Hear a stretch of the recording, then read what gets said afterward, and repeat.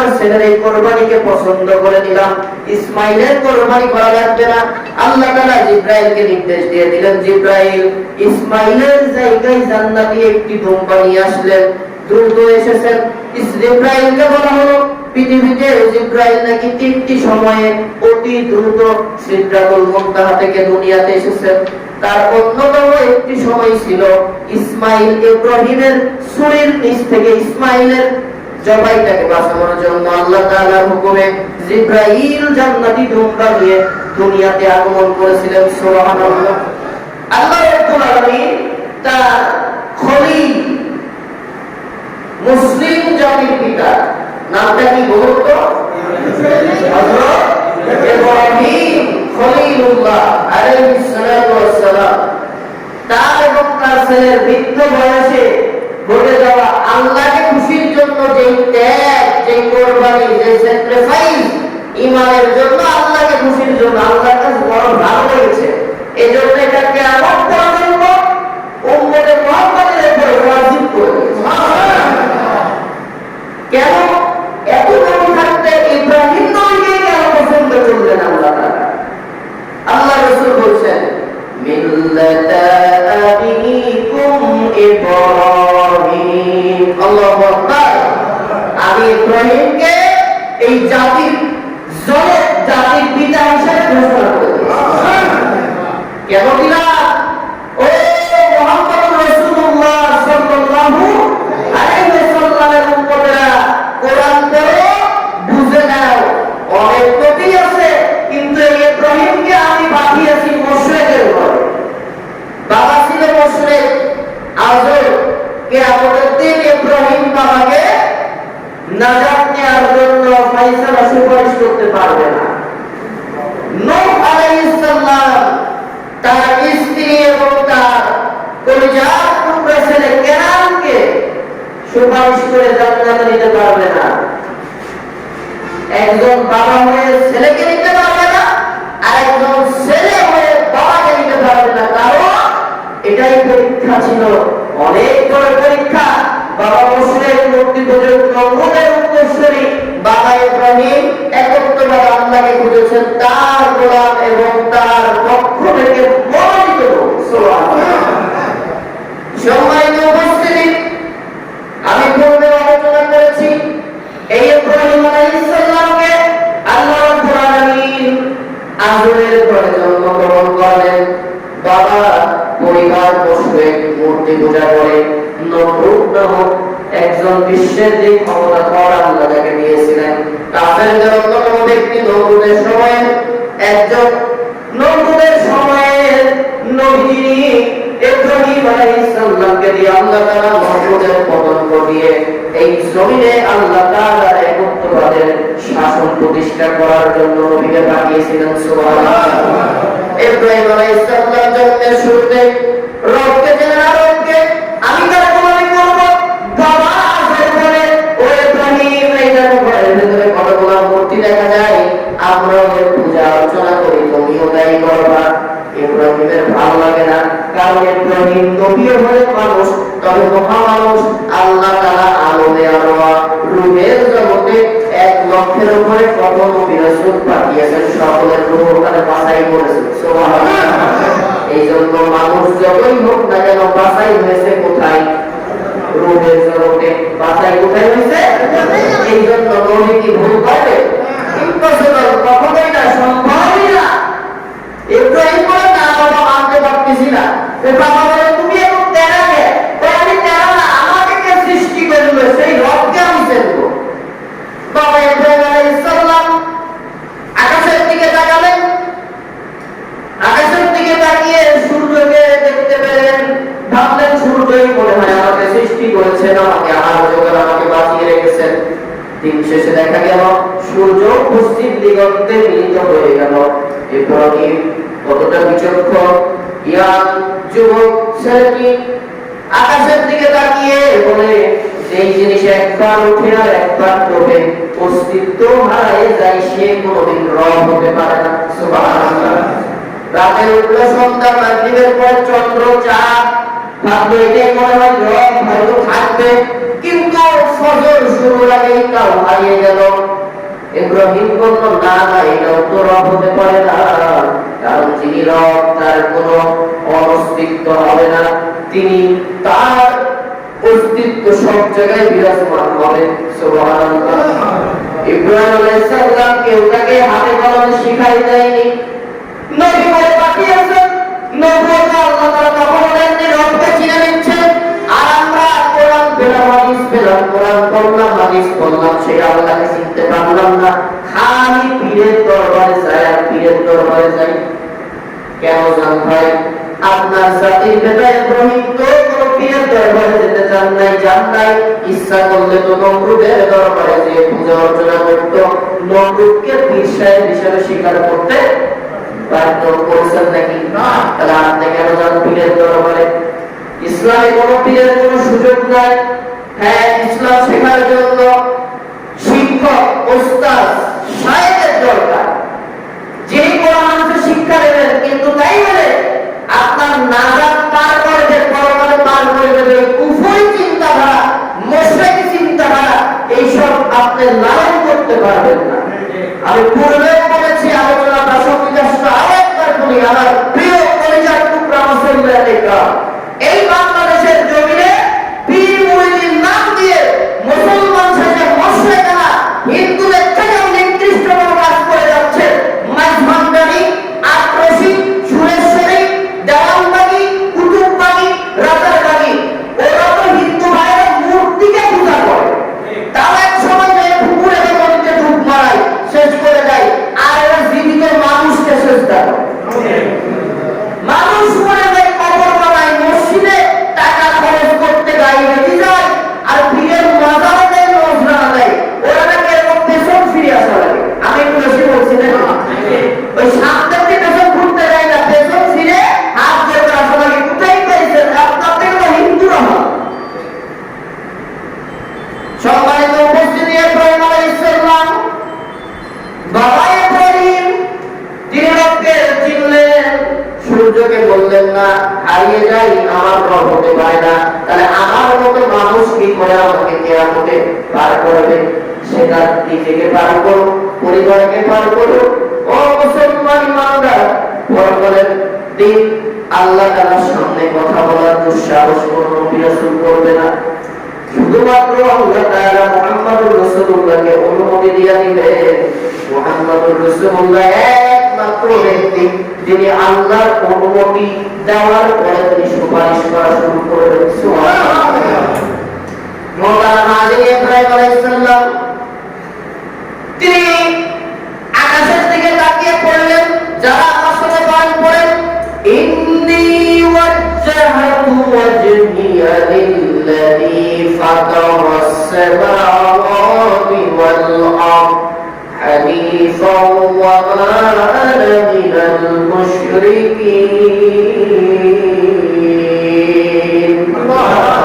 আমি একাগ্র চিত্তে মনোনিবেশ করলাম সেই ঈশ্বরের দিকে, যার অস্তিত্ব আমি অনুভব করি, তাকে দেখতে পারি নাই কারো মুখে, যিনি এই জমিন আর আকাশ, বিশাল আকাশকে সৃষ্টি করেছেন, তিনি কে?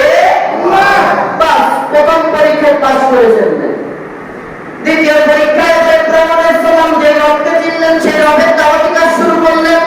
সমাজের মানুষের কাছে একত্ববাদ রবের দাওয়াত দেয়, আল্লাহর পথে দাওয়াত দিতে থাকে। নমরুদ নিজেকে রব বলে, নমরুদ নিজেকে বাদশা, নিজেকে সৃষ্টিকর্তা দাবি করে। নমরুদের সাথে ইব্রাহিমের বেঁধে গেল। নমরুদ বড় আগুনের গোলক তৈরি করলো কয়েকদিন ধরে। আগুনের তেজ এতটাই উত্তপ্ত হলো, কাছাকাছি যেতে পারে না। মনে করেন মসজিদের দুখানার ওখানে আগুন, এই কাছে থাকতে তাও পারে না। ইব্রাহিমকে কি করে আগুনের ভেতরে ফেলবে? গুলটি দিয়ে যেইভাবে পাখি মারা হয়, এইরকম মেশিন, এইরকম জিনিস তৈরি করে ইব্রাহিম আলাইহিস সালামকে দূর থেকে ছুঁড়ে মারলো আগুনের ভেতরে। ইমানটা কোথায়? এই নবী আলাইহিস সালাম আমাদের মাপকাঠি, আমাদের আদর্শের মাপকাঠি এই নবীটা।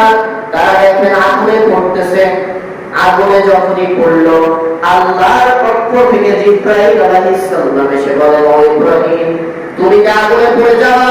একবার অনুমতি দাও, আমি জিব্রাইল 600 বলের পাটা দিয়ে আগুনকে নমরুদের তৈরি করা আগুনকে শেষ করে দেব। সুবহানাল্লাহ।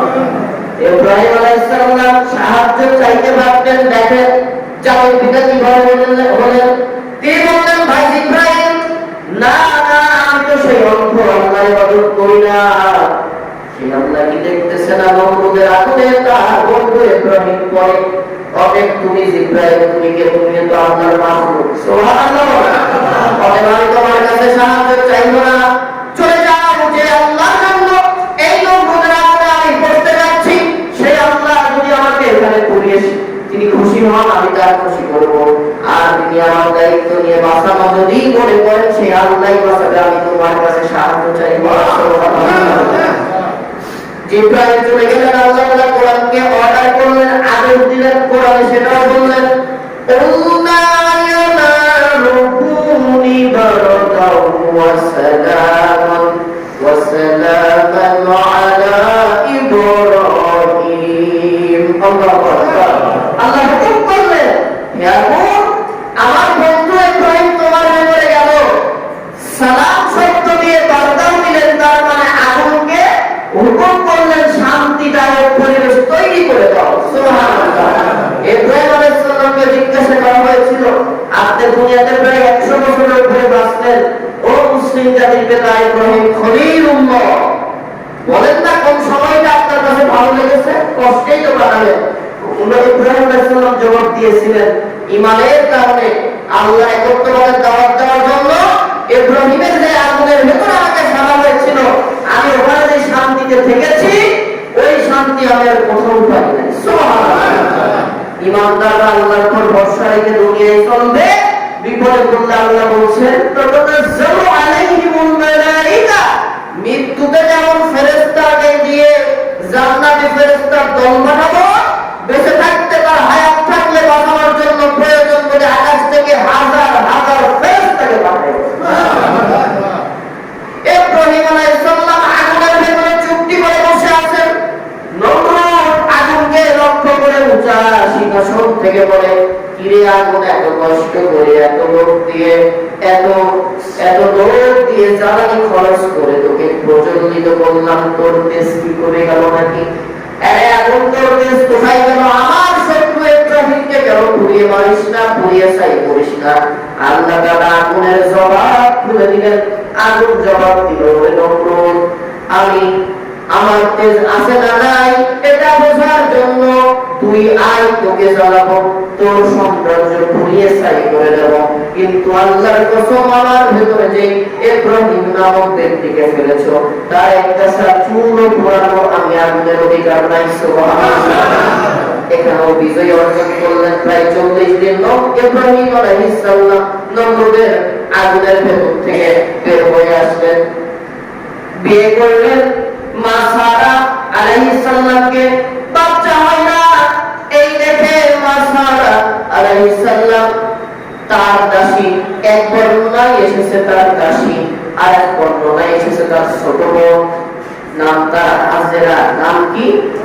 হাজেরাকে বিয়ে দিলেন ইব্রাহিমের সাথে। প্রথম স্ত্রীর নাম সারা, তিনি তার ছোট বোন অথবা দাসী, দুটি বর্ণনা এসেছে তাফসীরের ভেতরে, তার সাথে বিয়ে দিলেন ইব্রাহিমকে। যেহেতু বাচ্চা কাচ্চা হচ্ছে না, ইব্রাহিম আলাইহিস সালামের বয়স প্রায় 80 বছরের ঊর্ধ্বে, 90 বছরের কাছাকাছি, বাচ্চা হয় না। আল্লাহ তাআলার কাছে এবার চাচ্ছেন দোয়া, কি বলে যাচ্ছেন? কোরআনে আল্লাহ তাআলা কোট করলেন, রব্বি হাবলি মিনাস সালিহিন। আল্লাহু আকবার। আয় আল্লাহ তাআলা, হে আমার রব, তুমি আমাকে নেককারদের মধ্য থেকে একটি সন্তান দান করো। সুবহানাল্লাহ, সুবহানাল্লাহ। ইব্রাহিম আলাইহিস সালাম দোয়া করলেন। আমরা আজকে কোরআন যদি বুঝে বুঝে পড়তাম, সম্মানিত উপস্থিতি, কোরআনের স্বাদ, কোরআনের মজা আমরা পেয়ে যেতাম। বুঝে পড়ি না, এই জন্য অনেক সময় তেলাওয়াত যদি হুজুরের লম্বা হয়, মা পেছন থেকে সিগন্যাল করে, হুজুর মেলা বড় হয়ে গেল, তাড়াতাড়ি ছোট করো। বেশি বললাম না, ঠিক আছে? বোঝানোর জন্য একটা ঘটনা, গল্প বুঝেন। গ্রাম অঞ্চলে ইমাম সাহেবরা সচরাচর একেবারে মুরব্বী, মেয়াদু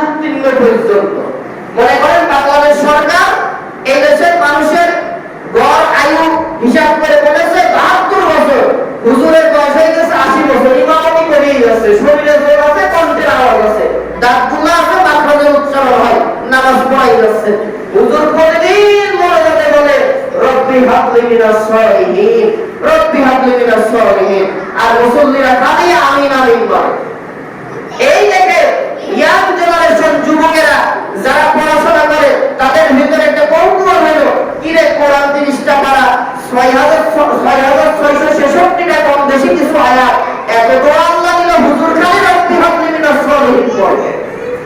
এখন হুজুরের কাছে প্রশ্ন করার সাহস পাইনি, পাশে আরেকজনের কাছে প্রশ্ন করলে যে আচ্ছা হুজুর, আমাদের ইমাম সাহেব প্রতিদিন ফরজ নামাজের সালাম ফিরানোর পরে এই দোয়াটা পড়ে রব্বি হাবলি মিনাস সালিহিন, এর অর্থটা কি জানতে চায়। তিনি বললেন এর অর্থ যে হে আল্লাহ, আমাকে একজন নেককার সন্তান দান করো। এবার যুবক মাথায় হাত দেয় আর বলে, হুজুরের বয়স 80, তাও সন্তানে হয় না, আরো চাই। এবার চলে গেছে যুবক হুজুরের কাছে, হুজুর আসেন নামাজের পরে মনে করেন দান দোয়া করছেন, ভালো কথা, আমার একটা কথা জবাব দেন। কয় কি কথা? কয় আপনার বয়স কত? কয় আমার বয়স প্রায় 80 বছর। ভালো তো, বৃদ্ধ হয়ে গেছেন, এক পা উপরে আর এক পা উপরে, তো ঠিক আছে, ছেলে মেয়ে কি আছে? কয় আছে। মানে আমার ছেলে 10টা, মেয়ে 5টা। যুবক মাথায় হাতি বলে, তাও আপনার হয়নি, আরো চাচ্ছে? কি বলে কি চাচ্ছি? আপনাদের প্রতিদিন মনে মতো রব্বি হাবলি মিনাস সালিহিন বলে, এর অর্থ কি জানেন? না বাবা, অর্থ তো জানি না। এর অর্থ হচ্ছে আল্লাহ আমার নেককার সন্তান দান করো। আপনার 10-15টা ছেলে মেয়ে হয়ে গেল, এখনো ছেলে মেয়ে হওয়া সব যায়নি। বাবা এই দুয়ার অর্থ যে এটা জানতে 40 বছর আগে প্রবন্ধ করে দিলাম। সম্মানিত উপস্থিতি, আজকে আমরা কোরআনুল কারীম অর্থ সহ বুঝে বুঝে তেলাওয়াত করি না। এই জন্য কোরআন তেলাওয়াত শুনতে অনেক সময় বিরক্ত লাগে, কোরআনের আলোচনাটা কষ্ট লাগে। কোরআন যদি অর্থ সহ বুঝে নিয়ে পড়তে পারে, সূরা ফাতিহা পড়লে আপনার হৃদয় দিয়ে চোখ দিয়ে পানি পড়া শুরু হবে। আল্লাহ বলল কি, আমি করছি। সম্মানিত উপস্থিতি, আল্লাহ তাআলার কাছে ইব্রাহিমের এই ঘটনাটা বড় চমৎকার পছন্দ হয়ে গেল। ইব্রাহিম আলাইহিস সালাম দোয়া করলেন, রব্বি হাবলি মিনাস সালিহিন, আয় আল্লাহ নেককারদের মধ্য থেকে একটা সন্তান আমাকে দান করো। আল্লাহ তাআলা বললেন, ইব্রাহিম আমার খলিল দোয়া করেছে, আমি আল্লাহর কাছে আমি দোয়া কবুল করতে দেরি করি নাই, তাকে পরীক্ষার ভেতরে রেখেছি। অবশেষে প্রায় 90 বছরের মাথায় গিয়ে ফাবাশশারনাহু বিগুলামিন হালিম, আল্লাহু আকবার, আমি তাকে একজন শুধু নেককারই নয়, নেককার ধৈর্যশীল পুত্র ছেলে সন্তানের সুসংবাদ দান। কার পেটে হলো? হাজেরা, মা হাজেরা, ইব্রাহিম আলাইহিস সালামের দ্বিতীয় স্ত্রীর পেটে। অবশ্যই বাচ্চা হওয়ার কয়েক বছর পরে প্রথম স্ত্রী সারা আলাইহিস সালাম, তার গর্ভে সন্তান আসলো, তার নাম হযরত ইসহাক আলাইহিস সালাম, যার গোত্র থেকে ইয়াকুব এবং ইউসুফ আলাইহিস সালামের বংশধরটা। আর ইব্রাহিম আলাইহিস সালামের দ্বিতীয় স্ত্রী হাজেরার গর্ভে প্রথম যে সন্তান আসলো, তার নাম হলো হযরত ইসমাঈল আলাইহিস সালাম, যার লকব হচ্ছে ইসমাঈল জবিহুল্লাহ আলাইহিস সালাম। তার ওরস থেকে আল্লাহ তাআলা মুহাম্মদুর রাসূলুল্লাহকে পাঠিয়েছেন। সুবহানাল্লাহ। সম্মানিত উপস্থিতি, সন্তান পেয়ে গেল, বয়স প্রায় 90-এর উপরে। এইবার সন্তান দিয়ে আল্লাহ তাআলা শান্ত হলেন না। সন্তানকে 6 মাস যেতে না যেতে আল্লাহর হুকুম আসলো, ইব্রাহিম ওই যে সন্তান দিয়েছি, সন্তান আর মাকে সহ মক্কায় রেখে এসো। ইব্রাহিমের বয়স কত? বলে 90-এর উপরে। 90 আর না, 90-তে সন্তানই পেল, 90-এর উপরে বয়স হয়ে গেল। এবার নির্বাসন দিয়ে দিল, মক্কায় রেখে আসো। ইব্রাহিম আলাইহিস সালাম স্ত্রীকে নিয়ে যায়, চোখ থেকে পানি পড়ে টস টস করে, কারণ 90 বছর বয়স। আল্লাহ তাআলার কাছে চাই যে একটা ছেলে দাও গো আল্লাহ, একটা ছেলে দাও, হাত কাপড়ের আশা নাই, মাটি দেওয়ার ব্যবস্থা করে দাও। অন্তত রাস্তা থেকে কাঁধে নাই, সেই অবস্থাতে বাচ্চা হতে না হতে আল্লাহ নির্বাসনে পাঠালেন। তিনি তো নবী, প্রশ্ন করার সুযোগ নাই, নবুয়তের উপরে ধাক্কা লাগবে এবং আল্লাহ তাআলা পরীক্ষা নিচ্ছে, মুসলিম জাতির পিতা মাতা এমনি হওয়া যায় না। তিনি কোন কথা নাই, ঘোষণা মাত্রই মা ছেলে যাচ্ছেন, প্রতিমধ্যে কয়েকদিন সফর করে মক্কায় রেখে যাচ্ছেন। মা হাজেরা বলে, ও ইব্রাহিম, ও আল্লাহর নবী, আমাকে আমার 6 মাসের এই সন্তানটাকে যে এই মরুভূমির ভেতরে আপনি রেখে যাচ্ছেন, কেন? আমরা কি খাবো, কি পান করবো, এতটুকু তো একটু চিন্তা করলেন না? ইব্রাহিম আলাইহিস সালাম কোনো জবাব দিচ্ছেন না, কারণ জবাব দেওয়া তিনি বদ্ধ মনে করছেন না, আল্লাহ তাআলার হুকুম তো হয়নি জবাব দেওয়া। দ্বিতীয়বার মা হাজেরা বললেন, ও ইব্রাহিম, কেন রাখলে? কোনো জবাব নাই। তৃতীয়বার মা হাজেরা বলে, আমরা খাবো কি, পান করবো কি?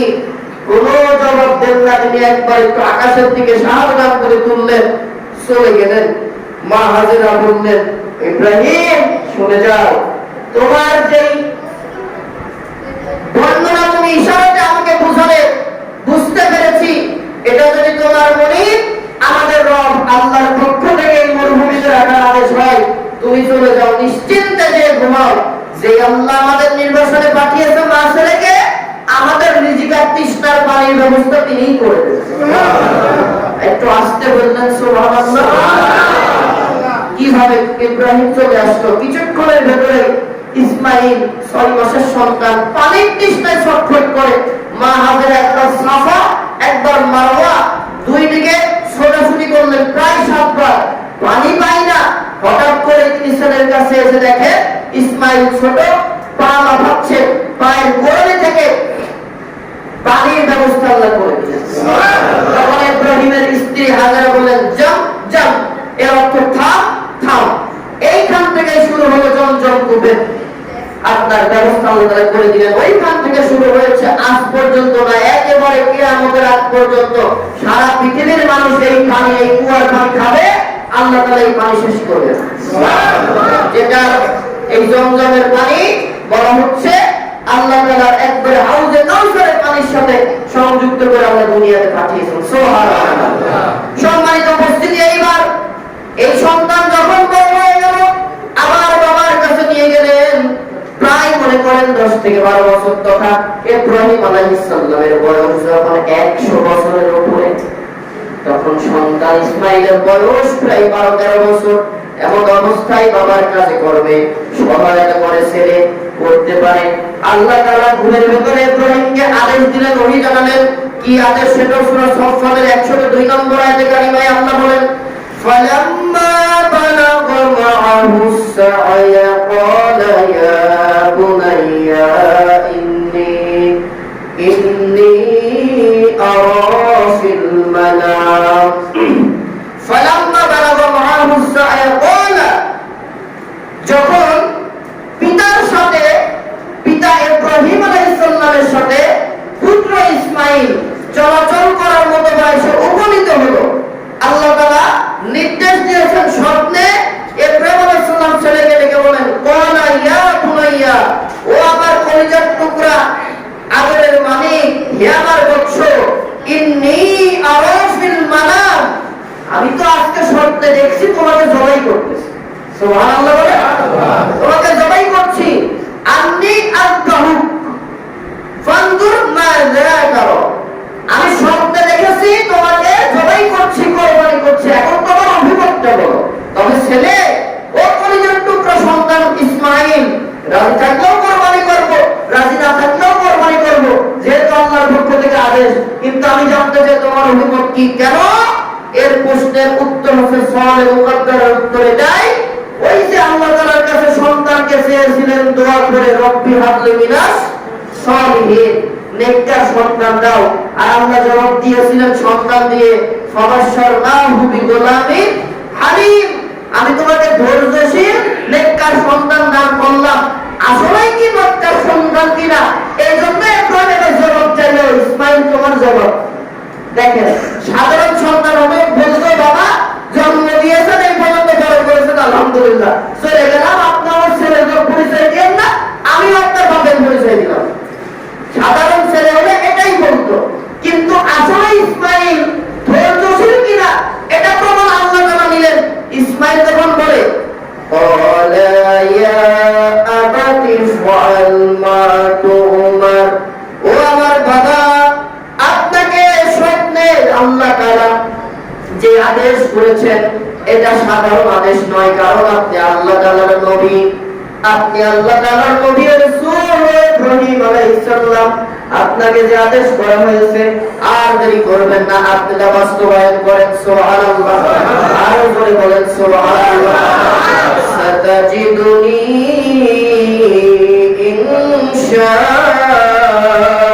ইনশাআল্লাহু মিনাস সাবিরিন।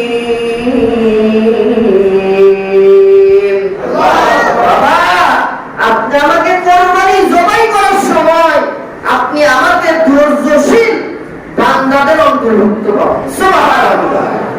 আল্লাহ তাআলা পছন্দ হলো, বাস কোরবানি হয়ে গেল।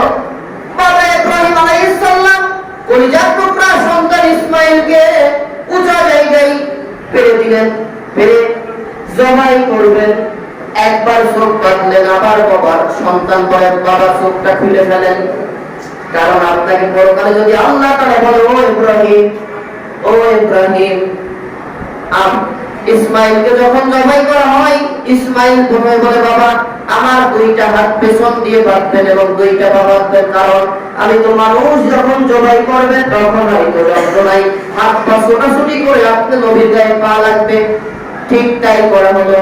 কিছু মুহূর্তের পরে জবাইয়ের আগে আবার ইসমাঈল বলে বাবা হাত পা খুলে দেন, কারণ আমি আশা রাখি, আমার হৃদয়ে ভয় জাগে কিয়ামতের ময়দানে যদি আল্লাহ বলে ওরে ইসমাঈল তুই তো আসলে নিজের থেকে জবাই হোস নাই, তবে হাত পা বেঁধে তোর বাবা জবাই করেছিল, তার মানে তুই রাজি ছিলি না, এই জন্য আমি এই ভাগি হতে চাই না, বাবা আমার হাত পা খুলে দেন। আমি আপনাকে কথা দিলাম ও বাবা ইব্রাহিম, আপনি জবাই করবেন, আমি ইসমাঈলের হাত পা আর একটু আপনার গায়ে টাচ করবে না। সুবহানাল্লাহ। বাবা চোখটা বেঁধে নিলেন, কারণ কলিজার টুকরা সন্তান জবাই করতে গেলে যদি তার চোখে চোখ পড়ে যায় হয়তো জবাই করতে পারবে না। এমন অবস্থায় আল্লাহ তাআলা বর্ণনা করছেন ইব্রাহিম যখন তার সন্তানকে উঁচা পাথরের উপরে শুইয়ে দিলেন, ছুরি চালাবে, এমন অবস্থায় আল্লাহ তাআলা নির্দেশ দিলেন কোরআনুল কারীমে সূরা সফের 100 থেকে শুরু করে 111 নম্বর আয়াতে কারিমা পর্যন্ত আল্লাহ বর্ণনা করলেন। এবার 103 নম্বর আয়াতে আল্লাহ বলেন فَلَمَّا أَسْلَمَ وَتَلَّهُ لِلْجَبِينِ। আল্লাহু আকবার।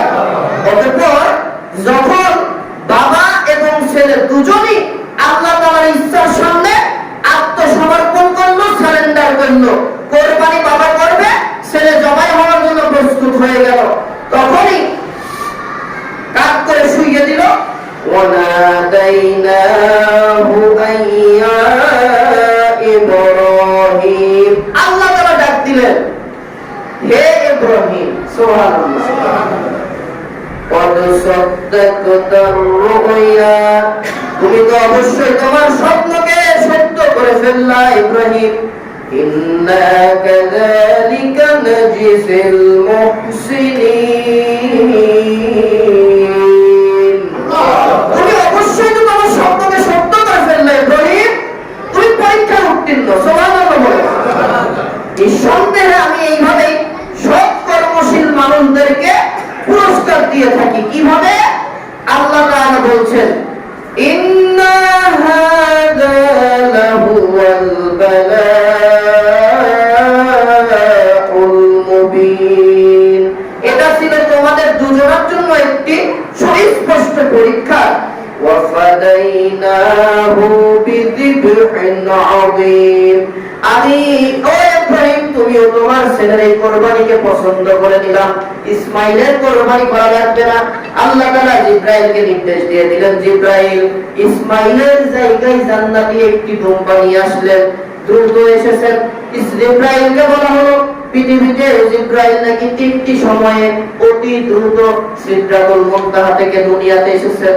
তার অন্যতম একটি সময় ছিল ইসমাঈল ইব্রাহিমের ছুরির নিচ থেকে ইসমাঈলের জবাইটাকে বাঁচানোর জন্য আল্লাহ তাআলার হুকুমে জিবরাইল জান্নাতি দুম্বা নিয়ে দুনিয়াতে আগমন করেছিলেন। সুবহানাল্লাহ। আল্লাহ রাব্বুল আলামিন বলেন ওয়া তারাকনা আলাইহি ফিল আখিরিন, অনাগত মানুষদের মাঝে এভাবেই তার স্মরণকে আমি অব্যাহত রেখে দিলাম। আমি অব্যাহত রাখলাম কিভাবে? ওই যে জান্নাতি দুম্বা ইসমাঈলকে নিয়ে, জান্নাতি দুম্বা জিবরাইল আলাইহিস সালাম নিয়ে আসলেন, ছুরি চালাবে এমন অবস্থায় এই দৃশ্যটা দেখে ইসমাঈলকে দ্রুত জিবরাইল দুনিয়াতে এসে ইসমাঈলকে একটা মেরে পাশে দাঁড় করায় দিলেন। আর ছুরি চালানোর আগ দিয়ে একটি পশু, বলা হচ্ছে একটি জান্নাতি পশু, বর্ণনায় এসেছে দুম্বা অথবা ছাগল, এরকম পশুটাকে ছুরির নিচে দিলেন, ছুরিতে জবাই হয়ে গেল। একজন বললেন আল্লাহু আকবার আল্লাহু আকবার, আরেকজন বললেন লা ইলাহা ইল্লাল্লাহু আল্লাহু আকবার। আর ইসমাঈল দৃশ্যটা দেখে লাস্টে বললেন আল্লাহু আকবার ওয়ালিল্লাহিল হামদ। এই তাকবীরটাও আল্লাহর কাছে পছন্দ হয়ে গেল নবী মুহাম্মদুর রাসূলুল্লাহর উপরে। তার উম্মতের জন্য 9 জিলহজ ফজরের নামাজ থেকে 13 জিলহজ আসরের নামাজ পর্যন্ত মোট 23 ওয়াক্ত ফরজ নামাজ, ঈদুল আজহার নামাজ দিয়ে মোট 24 ওয়াক্ত নামাজের সালাম ফিরানোর পরে একটিবার আল্লাহু আকবার লা ইলাহা ইল্লাল্লাহু আল্লাহু আকবার ওয়ালিল্লাহিল হামদ, এই তাকবীরে তাশরিক করাকে ওয়াজিব করে দিলেন। সুবহানাল্লাহ। ইসমাঈল আলাইহিস সালাম দাঁড়িয়ে ইব্রাহিম জবাই করে ফেললেন। চোখ তো বাবা ইব্রাহিমের ভাবছেন হয়তো সন্তান কুরবানি হয়ে গেল, চোখ খুলে দেখে কাহিনী অন্যরকম। জিবরাইল পাশে দাঁড়িয়ে, ইসমাঈল আর এক পাশে দাঁড়িয়ে, জবাই হয়েছে জান্নাতি পশু। আল্লাহ তাআলা তখন ইব্রাহিমকে এই কথাগুলো শোনাচ্ছেন। ওয়াসাদাক্তার রুইয়া, ও ইব্রাহিম তুমি তোমার স্বপ্নকে সত্যি করে ফেলেছো। ইন্না কাযালিকা নাজিজিল মুহসিনিন, আর এই আমার হুকুমটা, আমার আদেশটা, আমার ওইটা সরাসরি বাস্তবায়নের জন্য আমি তোমাদের দুইজনের কোরবানিকে কবুল করে নিলাম। সুবহানাল্লাহ। আরো জোরে বলে সুবহানাল্লাহ। এর বিনিময়ে আমি পশু কোরবানি নির্ধারিত দিনে নির্ধারিত সময়ের মধ্যে হালাল নির্ধারিত পশু গুলা দিয়ে কোরবানি করাকে কিয়ামত পর্যন্ত আমার বান্দাদের বান্দাবান্দির উপর ওয়াজিব করে দিলাম। সুবহানাল্লাহ। আল্লাহ তাআলা সেই কথাই বলেন ওয়াফাদাইনাহু বিযিবহিন আযীম, আমি ছেলের পরিবর্তে একটা বড় কোরবানির জন্তু ইব্রাহিমের জন্য দান করে দিলাম। সুবহানাল্লাহ। وَتَرَكْنَا عَلَيْهِ فِي الْآخِرِينَ, অনাগত মানুষদের মাঝে এভাবে তার স্মরণকে, অর্থাৎ আমি আল্লাহর স্মরণকে এইভাবে পশু কোরবানি দিয়ে তারা যেন আমি আল্লাহকে স্মরণ করে ইব্রাহিমের এই সুন্নাহটাকে আদর্শ ধরে রাখে কিয়ামত পর্যন্ত আমি নির্ধারিত করে দিলাম, যাকে ওয়াজিব করে দেওয়া বলে। সুবহানাল্লাহ। সালামুন আলা ইব্রাহিম, শান্তি বর্ষিত হোক ইব্রাহিমের উপরে। কাযালিকা নাজিজিল মুহসিনিন, এভাবে আমি আমার নেক বান্দাদের পুরস্কার দিয়ে থাকি। ইন্নাহু মিন ইবাদিনাল মুমিনিন, অবশ্যই ইব্রাহিম ছিল আমার মুমিন বান্দাদের একজন। সুবহানাল্লাহ। সম্মানিত উপস্থিতি, এতটুকু 100 থেকে শুরু করে 111 আয়াত, এই কয়েকটি আয়াতে আল্লাহ তাআলা বাবা ইব্রাহিম এবং তার কলিজার টুকরো সন্তান ইসমাঈলের কোরবানির ঘটনা নবীকে বলে শোনালেন। ও নবী, আপনার জাতির পিতা ইব্রাহিম এই কাজ করেছে, স্মরণ করা আপনার এবং আপনার উম্মতের উপরে কিয়ামত পর্যন্ত ওয়াজিব করে দিলাম আমার খলিল ইব্রাহিমের এই জবাই করা, পশু জবাই করার ঘটনা। তারা পশু জবাই করবে, চিন্তা করবে, আল্লাহর হুকুম ছিল কলিজার টুকরা প্রিয় বস্তু সন্তান, এই প্রিয় বস্তু সন্তানকে কোরবানি করা লাগবে না, অতএব আমি আল্লাহর জন্য নির্ধারিত ভাবে যেন পশু কোরবানি করে হৃদয়ের মনুষ্যত্ব হৃদয়ের ভেতরে থাকা অমানুষ জানোয়ার মনের যে আচরণ আছে, পশুত্ব যে আচরণ আছে, এটাকে জবাই করে দিয়ে মনুষ্যত্ব অর্জন করতে পারে। 1 নম্বর। 2 নম্বর, পশু কোরবানির মাধ্যমে নিজেরা এই অসহায় দরিদ্র মানুষের পাশে দাঁড়াবে, নিকট আত্মীয়দের সুসম্পর্ক বজায় রাখবে, পাশাপাশি তারা নিজেরাও পরিবার নিয়ে খাবে। এই কাজকে আমি অব্যাহত ওয়াজিব করে দিলাম। সুবহানাল্লাহ। সেই সামনে আমাদের সেই মাস চলে আসতেছে। আরেকটি জুমা পাবো, এরপরে ঈদুল আজহার সপ্তাহ, তারপরে ঈদুল আজহার পরে জুমা পাবেন।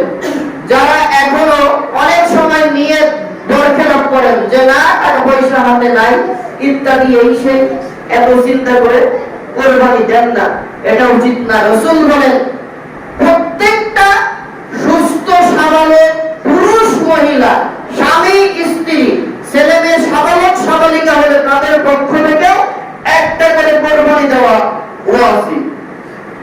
অন্তত যদি তারা আর্থিক সমস্যার কারণে দিতে না পারে, বাবা মা ছেলে মেয়ে পরিবারের সবাই মিলে অন্তত একটা করে হলেও কোরবানি দিতে হবে। লিখতে শোনা মুহাম্মদুর রাসূলুল্লাহ সাল্লাল্লাহু আলাইহি ওয়াসাল্লামের। কেন?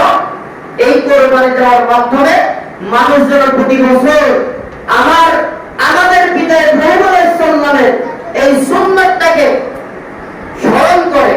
সাহাবারা জিজ্ঞেস করলেন, ইয়া রাসূলুল্লাহ, কেন আমরা পশু কোরবানি করব? কি জন্য দিতে হবে? আল্লাহ রাসূল জবাব দিলেন, সুন্নাতে আবিকুম ইব্রাহিম, এটি আমাদের জাতির পিতা ইব্রাহিমের সুন্নাত। আল্লাহ তাআলা তোমাদের জন্য ওয়াজিব করেছেন, ওদের দিতে হবে। যারা এখনো সিদ্ধান্ত নেন নাই, বাসায় বসে সিদ্ধান্ত নেবেন, কোরবানি চেষ্টা করবেন নিজেরাই এককভাবে দেওয়ার। তারপর রাসূল সহজ করেছেন যে গরু, উট, মহিষ এইগুলাতে কয় ভাগ রাখা যায়? 7 ভাগ। তবে অংশীদার যাদের রাখবেন তাদের ইনকামে যাতে কোনো ডাউট না থাকে। কারণ কোরবানির ক্ষেত্রে 1 টাকা যদি হাত হয়, ওটি শুধু জবাই করে গোশত খাওয়াই হবে, কোরবানি করা হবে না। আবার অনেকে তো চিন্তা করে কোরবানি করলাম, গোশত এতটুকু হলো, ও ভাই এতটুকু চিন্তাই কোরবানি বাতিল হওয়ার জন্য যথেষ্ট। আবার মনে করেন 7 ভাগের কোরবানি, 6 জন মিলে গরু কিনতে গেলেন বা মহিষ উট কিনতে গেলেন, একজন যেতে পারলেন না, কিনে আনলেন, দাম হলো মনে করেন একটা গরু 2 লাখ টাকা। এবার আরেকজন যদি জাননি গরু দেখে বলছো, তোমরা এর বাবা এত দাম দিয়ে নিয়েছিলে, আমি গেলে তো আরেকটু কম করতে পারতাম। বাস এতটুকু কথা, কোরবানি শেষ। কোরবানির পশুর কোন মূল্যায়িত করবেন না। আপনার চোখে যেই পশুটা ভালো লাগবে, আল্লাহ তাআলা এই ভালো লাগাটাকে আল্লাহর জন্য জবাই করার বিধান দিয়েছেন। পশু কিনতে যে দরদাম করতেই পারেন, তবে সেখানে দাম দর কাছাকাছি করা যাবে না। কারণ এটা আপনার বাড়ির অনুষ্ঠানের পশু কিনতেছেন না। আপনার পছন্দ হয়েছে, যিনি বিক্রি করছেন তিনিও তো কষ্ট করে পুষেছেন, আপনার কাছে একটা দাবি করেছেন, আপনি তাকে একটা কথা বলেন, সে হয়তো একটা সমন্বয় করবে, বাস নিয়ে চলে আসেন। কোরবানি দেবেন কার জন্য? আপনার পছন্দের জিনিস আল্লাহ তাআলা নেবে। এখানে এত কাছাকাছি কেন? লাভ লোকসান কেন? আর গোশারি কম বেশি হিসাব হবে কেন? আবার কসাইকে দিয়ে গোশ কাটালেন, বা প্রতিবেশী যেই লোক গোশ বানাতে পারে বানায় দিল, আপনি এমনিতে নিজের ভাগ থেকে, নিজের অংশ থেকে গোশ খেতে দিতে পারেন, কিন্তু 3 ভাগ থেকে সমন্বয় করে কিছু টাকা দিলেন আর কিছু গোশ দিয়ে বিনিময় দিলেন, সেখানেও কোরবানি নষ্ট হয়ে যাবে।